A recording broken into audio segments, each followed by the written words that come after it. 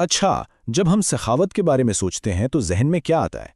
अक्सर यही ख्याल आता है कि अपनी वो चीज़ें दे देना जिनकी अब हमें ज़रूरत नहीं। लेकिन क्या हो अगर असल सखावत इससे बिल्कुल मुख्तलिफ कोई बहुत गहरी चीज़ हो? आज हम ऐसी दो हैरान कर देने वाली कहानियां देखेंगे जो सखावत के हमारे तसव्वुर को बिल्कुल बदल कर रख देंगी। और इस सब की शुरुआत होती है एक ऐसी याद से जो शदीद गुर्बत से लेकर नाकाबिल यकीन खुशहाली तक के सफ़र को बयान करती है। ये अल्फाज हज़रत अबू हुरैरा रज़ियल्लाहु अन्हु के हैं। एक तरफ शदीद भूख की वो हालत और दूसरी तरफ बेमिसाल आसूदगी। आखिर वो इस मकाम से इस मकाम तक पहुंचे कैसे? यही तब्दीली इस कहानी का मरकज़ है जिसे आज हम जानने वाले हैं। हज़रत अबू हुरैरा एलुल सुफ़्फ़ा में से थे। ये मदीना के वो लोग थे जो गरीब तरीन थे, जिनके पास न घर था न कोई कारोबार। उनकी भूख इतनी शदीद होती थी कि उसके दर्द को कम करने के लिए वो अपने पेट पर पत्थर बांध लिया करते थे। ये उन्हीं के अल्फाज हैं। ये सिर्फ भूख नहीं थी, ये एक ऐसी कैफियत थी जो उन्हें बेहोशी के करीब ले जाती थी। ऐसी हालत कि रास्ते से गुजरने वाले लोग उन्हें देखकर गलतफहमी का शिकार हो जाते। तो इस शदीद ज़रूरत में हज़रत अबू हुरैरा ने एक बहुत ज़हीन मंसूबा बनाया। ये सीधा सीधा मांगना नहीं था, ये अपनी इज्जत नफ्स को बचाते हुए मदद हासिल करने का एक तरीका था।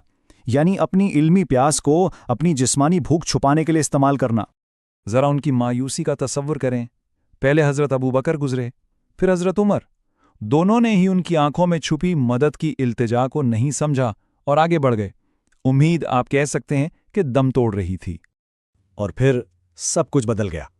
वहां से नबी अकरम सल्लल्लाहु अलैहि वसल्लम का गुजर हुआ। उन्होंने देखा और मुस्कुरा दिए। ये सिर्फ एक मुस्कुराहट नहीं थी, ये पहचान थी, ये हमदर्दी थी और ये एक वादा था कि मदद आ रही है। ये मुकम्मल तौर पर देखे जाने और समझे जाने का एक एहसास था।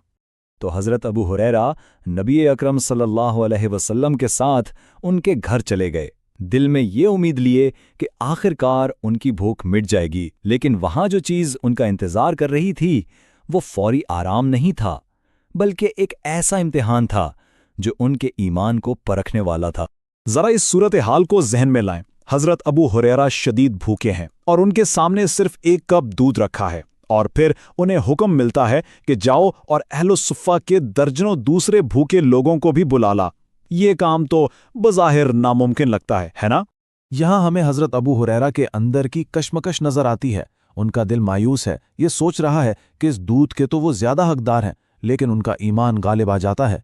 वो जानते हैं कि उन्हें हुक्म की तामील करनी है, चाहे उसका मतलब अपनी ज़रूरत को एक तरफ रखना ही क्यों ना हो। और वो हुक्म की तामील करते हैं। वो पहला शख्स बुलाते हैं और उसे दूध का कप देते हैं। वो शख्स पीता है और पीता रहता है, यहाँ तक कि वो पूरी तरह सैर हो जाता है। एक कप और एक शख्स सैराब। फिर वो दूसरे शख्स के पास जाते हैं और वही होता है। वो शख्स भी पीता है, यहाँ तक कि उसकी प्यास और भूख पूरी तरह मिट जाए उसी एक कप से। मौजिज़ा सबके सामने हो रहा था और ये सिलसिला चलता रहा।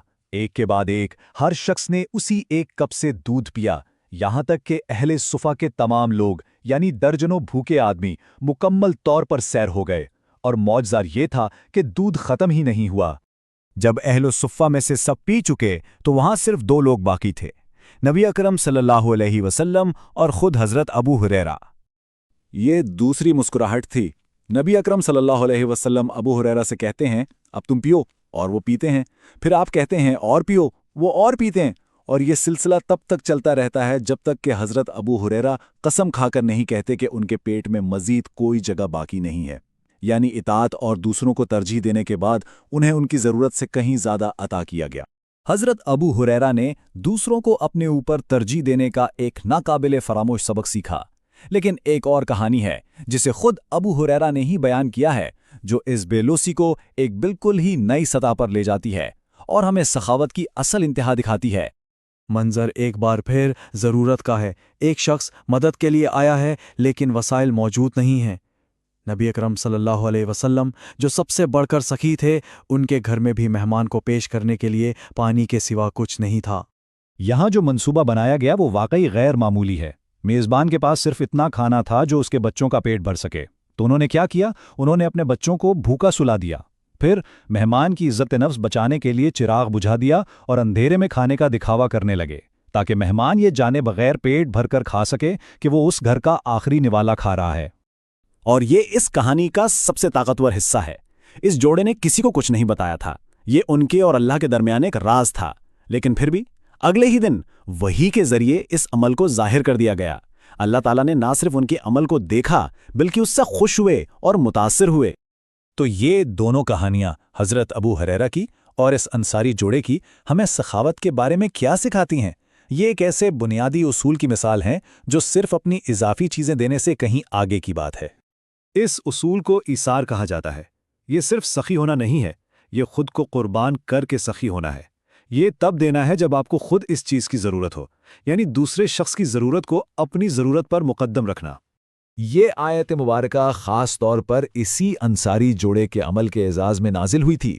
ان کے اس خفیہ بے لوث عمل کو قرآن میں ہمیشہ کے لیے امر کر دیا گیا، جو ایمان والوں کے لیے ایک مثال ہے۔